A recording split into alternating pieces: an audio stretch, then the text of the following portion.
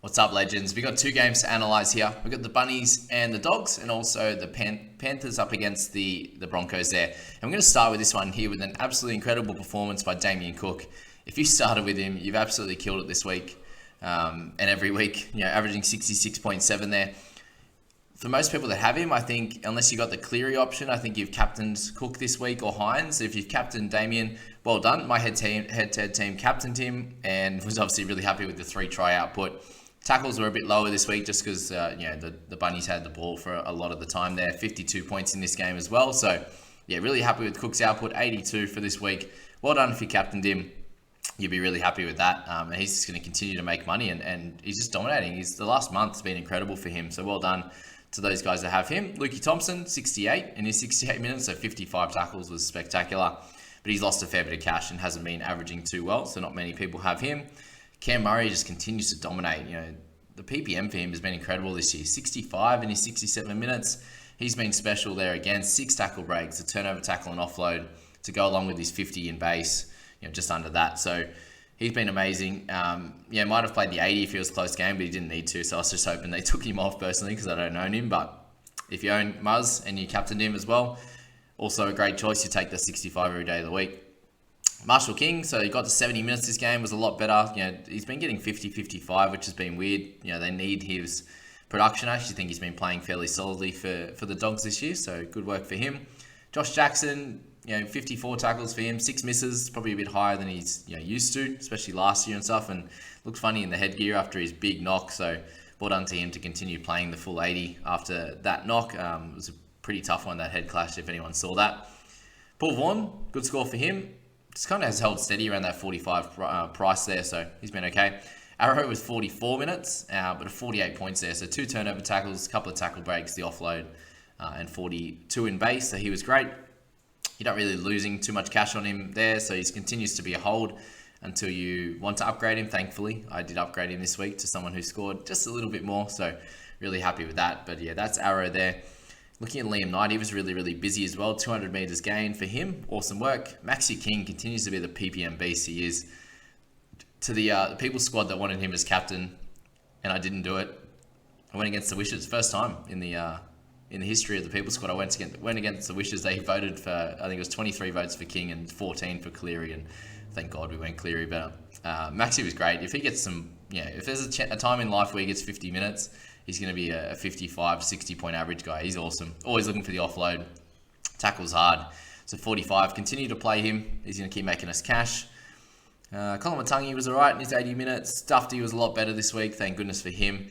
Blake Taff, if you brought him in, you got a try saver. You got 6 goals. You got a try assist and the 92 metres. So the meters are a little bit low. But when you've got so many weapons either side, they didn't need to use him in that kind of running role as much.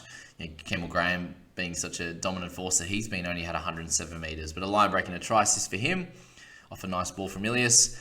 Sid Graham was solid as well. Tavita Pangai, this is what you're going to get from him, unfortunately. An amazing 80, a 17, a 50-odd, a 28. It's going to be back and forth. And do you have the stomach to hold on to him during this time? Like a lot of people picked him up this week at 7.1%.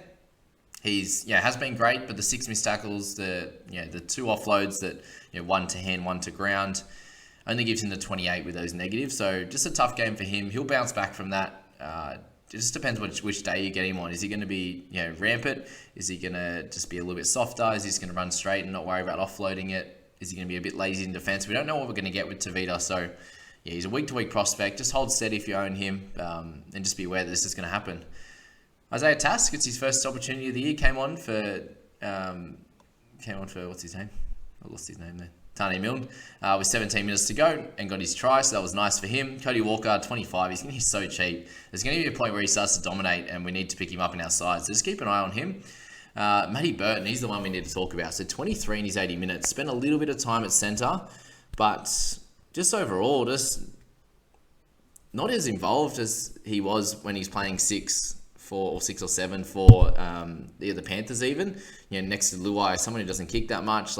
Just Burton just had his hands on the ball so much more. Yes, it was in a better team, but they didn't win a lot of games when Cleary was out and Isaiah Yeo and all those guys over Origin in those years. So, we just kind of expected that he'd come into this side and they wouldn't be that great. and to be able to do similar to what he did in those games, obviously the big kick meters, running the ball. Yeah, he hasn't really been taking the line on as much. Have you guys noticed that as well? He used to take on the line a hell of a lot. He used to get over for a couple of tries when he played for the Panthers, even when he was kind of trying to carry the team a little bit. And now that Flanagan's there as well, and actually he's playing pretty solidly, to be fair. Burton's role in this team has even dropped that little bit lower. Like Flanagan isn't kicking as much, like that much to lose kick meters, for example. It's just he's just not getting as involved. And 9 tackles for a half as well. Yes, he moved to the centers for a bit. It's just not enough. To have 3 points in tackles when you need some base in running, tackling, and the kick meters.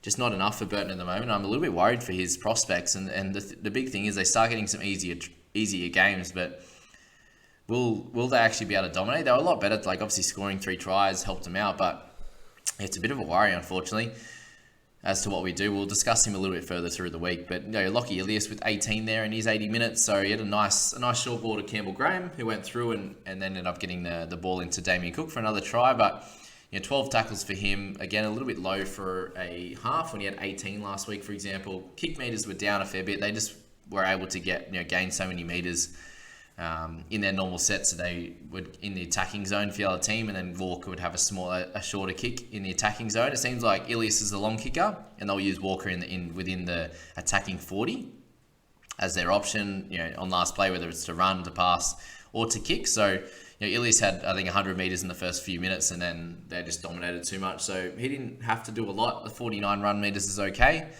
but yeah, unfortunate for a week that I wanted to play him, that he gets 18, and I hope you had him as a loop option rather than starting him in your side. So I decided to loop Nanai, who got 37, and we'll take his points, but yeah, I played Ilias instead, and you watch Penasini come out and get 60, for example, but I went for the safer option in the half, and obviously didn't work out this week, but that's okay. We move on. I had Penasini with a 9 early on the year. I'm still doing okay, so that's not too bad. Patolo was the one that obviously copped the big head knock, and he didn't come back, so I hope he's okay. Averillo with the 9 in the centers, so a little bit low for him. Burns went off early as well, so that's about all in this game. But yeah, shout out to Flanagan for a couple of decent plays, and he scored a 28 in his time on the park. So 116 meters. As I said, he's not really taking away too much from Burton, but you see he's had 19 tackles, so he's working a little bit harder in defense than what Burton is as well. So that's that in that game, guys, and we'll move on to what it was a very interesting game for me watching fantasy-wise. I had a lot of plays in this game. There was a fair bit going on. Obviously, a lot of points in this one. Thankfully, Mr. Cleary brought him in this week and captained him, so he was a shining light in this, and had the 3 try assists, the 6 goals, 3 offloads, 120 meters run, which is what we were looking for. He's got 4 dropouts. He had a 40-20.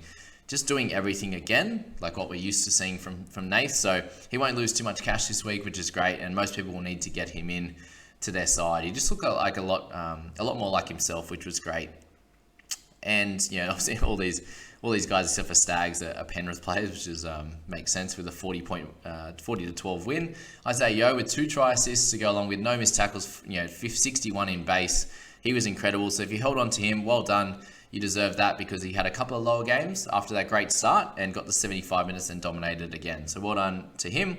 And Coruscant, after 3 30-odd points games in a row, comes in with a 69 with 44 tackles, a couple of turnover tackles, and a line break there. So well done to him. Stags has definitely turned a corner. He's their best player by far now, and it's great to see him running the ball. 116 meters this time, 8 tackle breaks, 19 tackles for 1 miss is great to see as well. Line breaks, try assists, tries. He was great. Well done to Stags. Has anyone seen this PPM before? 69 points in 36 minutes. That is incredible. 2 line breaks, a try, 25 tackles, 223 meters in that time is just incredible. So well done to Scotty. Shout out to you. Great game. Obviously an ex-Sharky as well. So 25 tackles. Awesome work for him. Liam Martin with 68 minutes for 58 was great also. Then you look down a little bit lower with Fisher Harris with 56. So yeah, the run meters in this game from the Panthers forwards was spectacular. Spencer Leniu with 55 in his 27 minutes, so a nice try for him again. He's got 3 this year out of his 4 career tries, so he was really, really good. Reynolds just keeps getting 50 every week. Big kick meters, 4 dropouts, couple of goals. He's been solid. Charlie Staines with his first decent score of the year, so a 45 for him, brings up his average over 20. Well done, Charles. Doing well. He's going to keep playing well if he wants to keep his spot, that's for sure. with Brian To'o coming back eventually and Taylor May breathing down his neck to steal that spot for sure. But he played well. Getting good run meters these days, which is, obviously someone's spoken to him a little bit more. He has to work a little bit harder out of his end, so he's been a lot better. He's been good. All right, Luai with 39. Taylor May with a nice try again to add to his record with 7 in total. How good was that catch, by the way? The Cleary kick into the one-handed pickup for Taylor May and gets over and scores. And less tackle breaks and offloads this week, but the 228 meters just keeps him up there with his point scoring at a 39. So well done to him. Corey Jensen and Palacia, these guys are killing me. Hey, like watching this game, and we'll speak about Kobe in a second, but he finally gets that opportunity to play 13 again, obviously after missing the start to the season with COVID and stuff like that. And he had games with 50 to 55 minutes last year, and this year he had Payne Haas out, and he's getting 43 minutes again. It's really frustrating to watch because he actually is a really good player. He did have the 4 misses, which was a little bit annoying for his score, but a nice offload in there, the 80 meters gained. He really works hard, and he doesn't even look gassed, to be fair. And the reason why he can't play bigger minutes, I'm not sure why Palacia, he's playing well, for example, but 60 minutes for him, I don't know why. You got a ball player guy with footwork with Hetherington, he's playing lower minutes. When you got Jensen, who's he's a battler. He's decent. He's okay. But you got Hetherington on the rise. I thought you'd play him a few extra minutes. It's just a little bit annoying when you pick him up thinking he's going to play 50 to 55 in that 13 role, and he's only getting 40. The PPM's solid, but yeah, you're just hoping for 40 or 45 scores with Heatho, and he hasn't really got that yet. So sorry to those that picked him up. I obviously did myself. It's just a little bit frustrating at the moment, seeing the minutes that he's going to get. And probably won't change. It's going to be a 41, 43, somewhere around that mark, even with Hass's back. Then you're going to have Carrigan back eventually as well, where Hetherington probably moves back to that 30-minute role. So the months to 6 weeks that we thought we'd get with a 50, 55-minute role is probably not going to happen. So unfortunately, a bit of a potentially wasted trade in this one for Hetherington, but at least thankfully we'll take the 35. It didn't look like he was going to get over 25 at one point, when there was 15 minutes to go and he still didn't come back on the park. So that was that. Isaac Tungal with 32. So 2 low games for him in a row. Obviously a tougher one this week against Katoni Stags. 5 missed tackles he got from that. So is what it is there. He obviously got a try in there as well. 126 meters. So he was okay without being spectacular again. He'll start to slow down his money making now, which is okay.